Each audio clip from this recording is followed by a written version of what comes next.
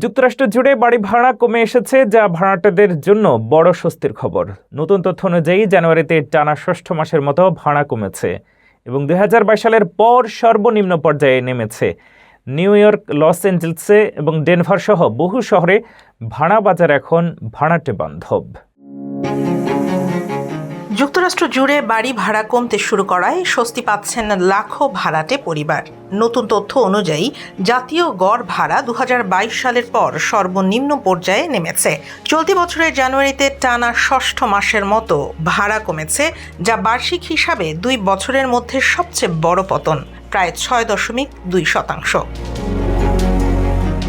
Real estate বিশেষজ্ঞরা বলছেন ২০২৬ সাল ভাড়াটেদের জন্য গত এক দশকের সবচেয়ে অনুকূল সময়গুলোর একটি হতে যাচ্ছে।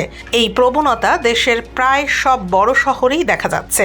New York, Los Angeles, Denver, Boston, Phoenix, San Diego, Dallas, Fort Worth, Nashville সহ বহু এলাকায় অ্যাপার্টমেন্ট ভাড়া উল্লেখযোগ্যভাবে কমেছে। কোথাও কোথাও ভাড়া ৪ থেকে ৯ বছরের মধ্যে সর্বনিম্ন পর্যায়ে নেমেছে।